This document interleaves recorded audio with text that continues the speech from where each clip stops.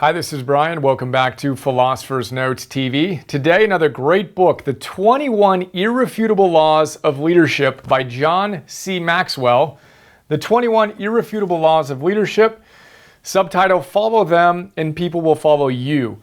This is the 10th anniversary edition of one of his best-selling books. It sold over 3 million copies at the time of this republication of the 10th edition. John Maxwell, I'm a big fan of him and his work. We covered the 15 laws of growth, which are fantastic. And I think he's written over 50 books, which have sold, at the time of this book, over 13 million copies or something like that. One of the world's leading authorities on leadership. This book is awesome. Read it in preparation for my class that we'll be teaching soon on Leadership 101. Philosopher's Note, bunch of big ideas. I do a really quick overview of each of the 21 laws and then focus on a few of my favorites. Let's take a look now. So, law number 1 is the law of the lid. The law of the lid. The basic idea with this is if you want to reach your highest potential, be able to impact the world in the most powerful way, you need to realize that your lid on that potential is your leadership capacity.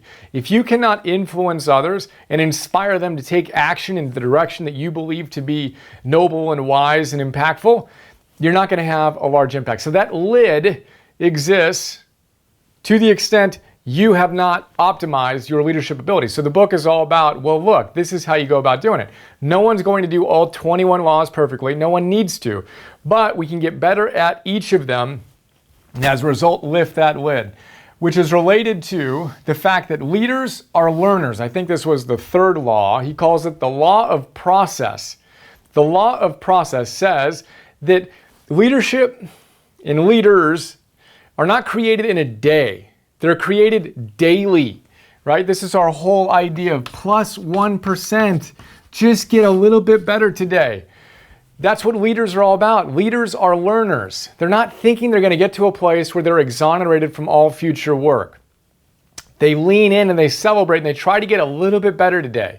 They lock in the progress they made before, very important point. They don't let themselves slip back and lose the gains they earned, right? And they strive to get a little bit better. Plus 1%, plus 1%. Leaders do that, whereas followers are kind of like, oh, whatever, I'm good enough. And that's a pain, I got to keep on growing. No, that's exciting. That's the opportunity to grow, to become more impactful. Leaders are learners. Embrace the law of process. Leaders are not created in a day, they're created daily. So what can you do on a daily basis? What thing do you know you could be doing? I ask this question all the time. And I ask myself the question all the time because this is the essence of the law of process. What thing do you know that you could be doing more consistently that if you did it would have the most positive impact in your life? What is it? Doesn't need to be huge. What little thing could you do that would give you a little plus 1% gain? Think about that and do it. Then the opposite is always, what's the thing you need to stop doing? Well, stop doing that and get that positive gain. Leaders are learners. They're learning about themselves and optimizing consistently and incrementally. Second idea here is the foundation of leadership is trust.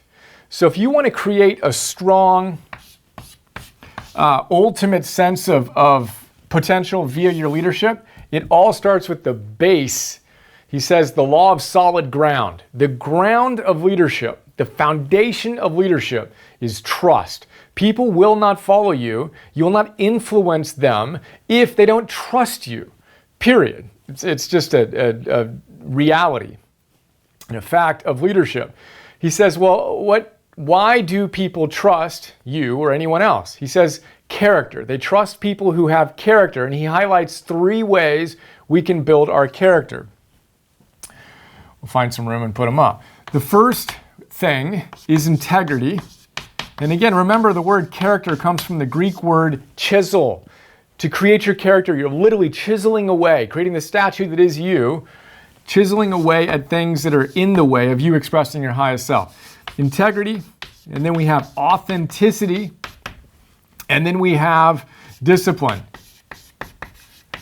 So, integrity in this, the way he describes it in this situation is be honest, be scrupulously honest. Never tell a white lie, don't fib, don't exaggerate, be honest, period. Be in integrity such that what you say is truth. as you see it, period.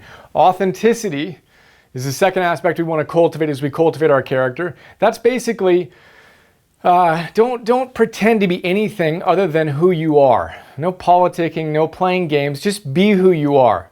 One of the first quotes, actually the first quote I ever memorized, which I've shared before, Shakespeare says, "To thine own self be true, and it must follow as the day the night. Thou canst not then be false to any man." For some reason at 16, precocious little me, I suppose, decided that was the first quote that I should memorize. I remember writing it on a little note card. "To thine own self be true, and it must follow as the day the night." You can't then be false to anyone if you're being true to yourself. But if you're not being true to yourself, then you are not true to anyone else, right? That pretense we want to get rid of. Be authentic. The third aspect of cultivating our character, discipline. Basic idea here is do what you say you're going to do, period, whether you feel like it or not. We've talked about this all the time. It needs to go identity. This is who you aspire to be, a great leader. Then you take actions in line with that identity. The feelings follow. Most people go the other way. Oh, I don't feel like it, so I'm not going to do it. And oh, I don't feel good about myself. Start with a strong identity. Do what needs to get done whether you feel like it or not. And paradoxically, you'll feel great. The foundation is trust that's built by character. Third big idea is a really good one. He says that leaders are both visionary. We know that, right? Leaders see a vision and they're able to get people excited about it. And they're practical. They're visionary and they're practical. They're able to connect this, here's my big vision of what I want to do. It's awesome. And I can hold that dynamic tension between the vision and my current reality. I'm really practical as well. In the note, I share some stories of my own integration. I've been pretty good for a while at having a big, inspiring vision. I've raised over $10 million to finance a few businesses to bring visions to life. And I've had modest success in returned value to our stakeholders, but I never reached our potential because I leaned a little bit too far into the vision side of it. And these days, I'm all about the practical, showing up, turning pro, getting the business solid, profitable, such that we can build on our success and be in the game. So visionary and practical, think about, and I talk about that more in the notes, so check that out for more. Check in on yourself. How do you show up? Do you tend to lean into the vision and forget the fact that you've got to actually execute the vision sustainably over the long run? Or are you just so practical that you're not inspiring yourself or anyone else with a vision of what you want to see in the world? Think about that. And remember Nassim Taleb's barbell strategy. You want to be anti-fragile by being both super aggressive and super conservative, super visionary and super practical. That is an important law. Fourth law, I think it was number 15, the law of victory. The law of victory. He says, why is it that some teams and some groups and some leaders win and others don't? He says it's the law of victory. We need to look at the fact that how we arrive or how we show up in challenging times often determines our success or failure. And he says that leaders have a tenacious commitment to victory. He quotes Winston Churchill as Churchill was rising and really demonstrating his leadership in the face of Hitler and his Nazi regime. Winston Churchill says, you ask what our policy is? Our policy, I can tell you in one word. It's victory. We will do whatever it takes for however long it takes to win, period. Nothing short of that is going to work. The passage that he shares is just astounding. Victory. Great leaders absolutely hate failure. They hate losing. Now, of course, there are times where you need to pivot and you need to choose even to quit a particular path. But great leaders are really, really attuned to the fact that as Nike founder Phil Knight says to himself, don't stop. And remember, Nike is named after the Greek goddess for victory. In Greece, Nike meant victory. So Nike was the goddess who delivered victory. Awesome brand, awesome name, right? And Phil Knight shares his own story of he mentored himself when he was super young of don't stop. People will call you crazy, but don't stop. Don't quit. Even if you don't know exactly where you want to be, don't quit. Just keep on going. Victory is where we want to go. I share another story of my own entrepreneurial journey where a mentor of mine, former CEO of Adidas, after the market crashed, we had brought him on to replace me as the CEO. We planned to go out and raise $10 million, $20 million and do some really, really cool stuff right when the market crashed. And as you can imagine, that wasn't pleasant. We were spending $500,000 a month at a time when investors were no longer financing the kind of companies that we were all about. That was not a very fun time. And I vividly remember, this is almost 20 years ago, I vividly remember him telling me, Brian, it's not how you start something. Starting something is easy. It's how you finish it. It's how you finish it. It's not how you start something, it's how you finish it. He didn't use the word victory, but that was the basic idea of we're going to finish this strong. We wound up doing so, selling it to one of our two competitors, our stakeholders, got a great return. We achieved a lot of the goals we wanted to achieve in a different way. But victory is so important. So check in. Are you giving up too quickly? Again, there are times where it makes sense to shift and pivot and even quit on a particular venture. But we want to hold that tenacious commitment to victory in the big sense. The best leaders among us follow that law. And then the fifth big idea here, we started with law number 1, which is LID. The 21st irrefutable law is legacy. Legacy. What legacy are you going to leave? And he says, Maxwell does, think about it in two different ways. One, when you contemplate your legacy, and he says great leaders do contemplate their legacy, think about what people are going to say about you when you're gone. At your funeral, what will people say about you?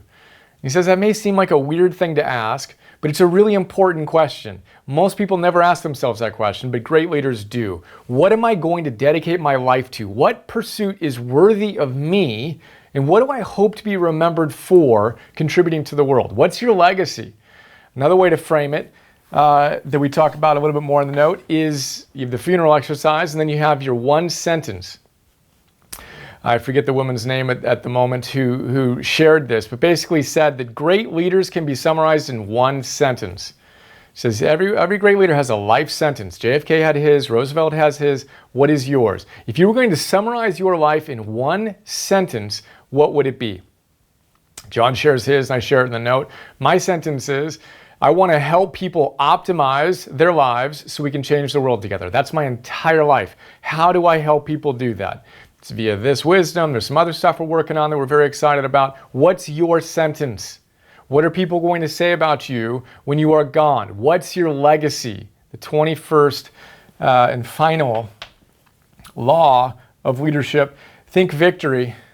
I love that. And be visionary and practical while you secure the foundation of your leadership via building trust. Be worthy of trust by having deep character.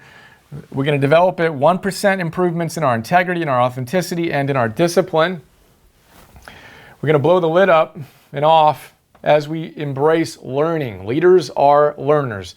We want to get 1% better, incrementally optimize, aggregate that, and compound that over time to give our greatest gifts and greatest service to the world. That is a quick, passionate look at the 21 Irrefutable Laws of Leadership. I loved it. If you enjoyed this, I think you'll enjoy the book. Thank you, John, for your wisdom and your efforts. And there you go. Think about the idea that most inspired you and how you can make it a more integrated, practical part of your life. And have another awesome day. See you.